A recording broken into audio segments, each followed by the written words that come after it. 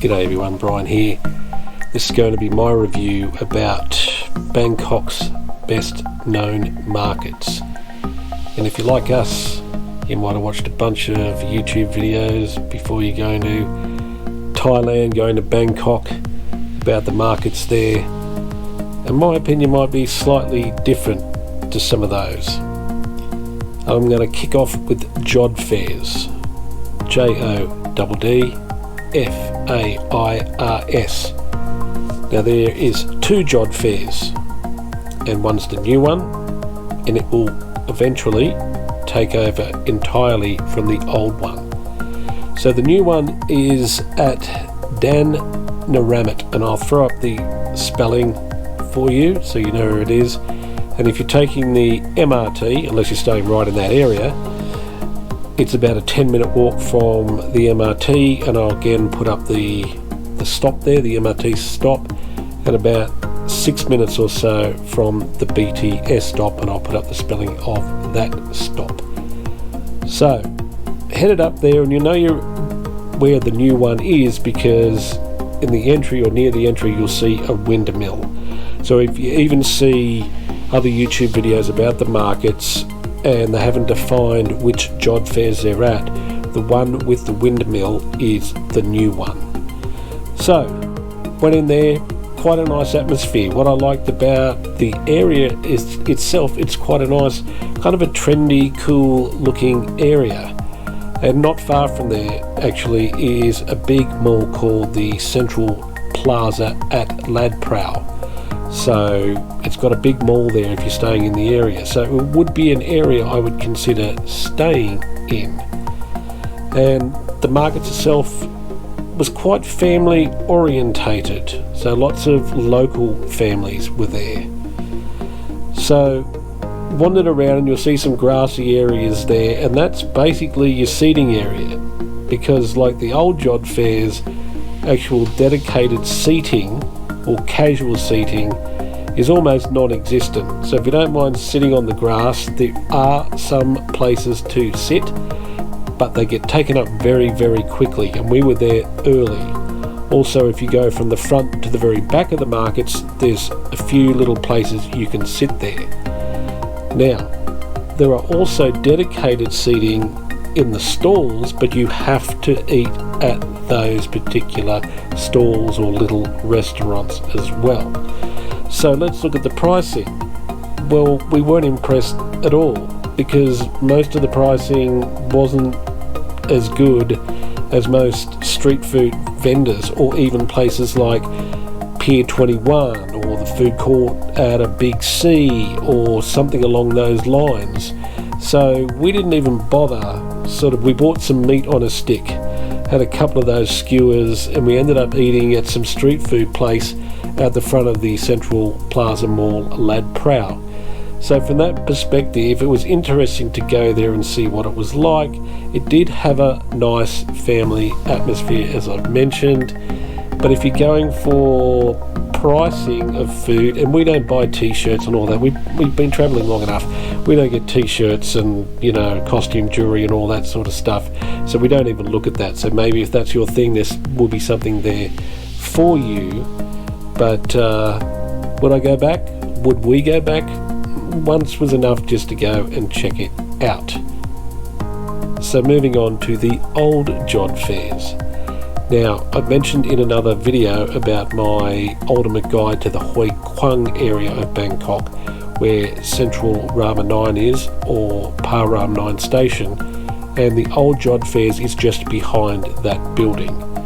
Now this place gets ultra packed, but be aware it is slated to be closed down at the end of 2023. So this may be a moot point even talking about it. But as of now, it's still open, super packed with tourists. It's only 2 stops from Sukhumvit, so some people in that downtown area may come up to visit them. Again, the prices just weren't great. In fact, if you're in Central Rama 9 Mall, where you kind of walk through to get to the markets, then there's some food places inside the mall that are cheaper than the markets. So again, if you're going, I can assume that a lot of people go, well, there's going to be a lot of variety of food in one place. So understandably, if you're looking for different varieties of food, a market with 200 stalls or whatever is going to have a lot of that. But again, the pricing was nothing special, and the seating was just as bad, if not worse, as in there was a dearth of seating as the new Jod fairs. So you kind of got to walk around and eat your food. It gets so packed, the little bit of seating, it's very hard to find one when you're there, even if you're there early. So again, went there once. Will we go back there again? We wouldn't bother going back.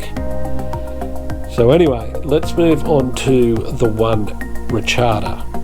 Now, the One Rachata used to be called the Train Night Market. Now, there's a couple that get that name, but this was the one. If you're looking online and they say the Train Night Markets, and you see these pictures of all the food vendor stalls with the very colourful roofs, and there's often a lot of shots from hotels or condos looking down over these roofs, or maybe the mall. That doesn't exist anymore as it was. They are now kind of just white marquee style tents there. And this is behind the Esplanade Mall at the Thailand Cultural Centre, MRT. Now, we liked this one and we went there a couple of times. The thing is that because the name has changed to the One Rachata, I think people get confused because they can't find, they're looking for the Train Night Market, but they can't find it. But they don't know what the One Rachata is, even though that is the old Train Night Market. So the prices in general were a bit better than Jod fairs, but again, there was a lot of expensive stuff. 200 baht, 300 baht, up to 600 baht. Well, I can walk another 400 metres or so up to the big C and get stuff for 50 to 70 baht, no problem, and sit in air conditioning and actually have seating. There was definitely more seating at the One Rachata, quite a lot more than the Jod fair, so at least there were places to sit down. But going back to the fact that a lot of people don't seem to know about it, the sign says it's open 7 days a week or 7 nights a week from whatever time it was, 5 till 10. But it's not really. It kind of is, but half the time, half the stalls aren't even open. So if you're going to go there, I recommend going, say, from Thursday to Sunday, where more vendors open up. It just hasn't had enough traction of customers for the vendors to bother opening up on, say, Mondays, Tuesdays and Wednesdays. So that one we did go back several times, but again it was kind of close to us. One stop for us from where we were at the Hoi Kwang MRT, or we could walk there in about 20 minutes or so. So let's move on to Chatuchak Markets. Now this is the weekend market, and it's more of a daytime market. Well, it is a daytime market. What is there? Slated to be 15,000 stalls, 200,000 visitors a week. We got there pretty much at open time, which was about 9 o'clock, which I recommend because it's all enclosed and there's no breezeways. So walking just around there is so hot. And by 10:30 a.m, which is when we were leaving, there are so many people, you're literally having to turn sideways all the time to get around them. So what are these markets? These markets are an all-purpose market. It's like a flea market. You can buy pot plants there. You can buy plates and cutlery there. I got my watch battery chains there. It's a bit of an all-purpose one, but not really a food market itself. There's some smoothie stalls and ice cream stalls, and you can get some drinks and stuff. However, if you walk from one end or of the beginning of the Chatuchak entryway, so they go in like entry point 1 to 24, and usually if you're coming from the MRT, the first one you'll see when walking around and seeing the markets is entry 18. Now if you walk in a dead straight line from entering that point to the very end, you come to another street, and then you'll see some food stalls, like street food stalls, from about laneway, for want of a better word, 18 to about 22 or 24, and the prices there are very, very good. So I could see that people would miss it unless they walk from one end to the very far end, from the entry point to an exit point. But yes, it gets very, very hot. There are a lot of massage places there as well, and the prices all seem to be fixed, so you don't really need to haggle. Nothing really much for us in there because we don't need to buy plates, cutlery, statues, costume jewelry, clothes or anything else like that.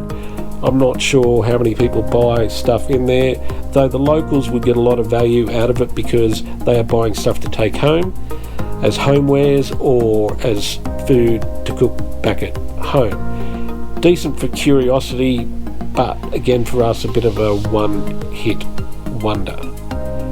Okay, moving on to the last one I mentioned, and I know there's a couple of other ones, like one of the ones where the train still comes through and stuff like that, but how many markets are you really going to go to? Maybe you'll go to 2 or 3, I'm not sure, 4, but there's so many street food style markets inside the big malls there, then yeah, maybe you go to 2 or 3 of these things. So Asiatique. Now Asiatique was very touristy again, as you could kind of imagine. Most of them are to an extent, obviously, but it was kind of like, well, there's a lot of Disney themed places inside there. So if I say it's kind of like a Disneyland style market, that's kind of what it feels like. So again, it was more curiosity. The prices weren't great. There was plenty of places to sit. It is on the water, on the river, so it's a nice place to go and walk along for that. They have some general purpose stores again with jewelry. You can get some beauty stuff like mani-pedi, things like that, some clothing stalls, etc. Again, lots of sort of tourist buses type there, more so than you would see at just because of the way it's set up. Less where most of the time in the other markets you'd be going BTS or MRT or walking if you were staying in the area. But was it my least favourite? Yeah, it was a bit chintzy, to tell you the truth, so didn't love it at all. And again, didn't buy any food or anything there because the prices just weren't great. Didn't look that appealing to us at all. So anyway, that's my honest view of the markets. It's not to put anybody off the markets. I'm sure you're going, no matter what I say, to at least 1 or 2 of these. So anyway, thanks for watching. See you in the next video. Bye for now.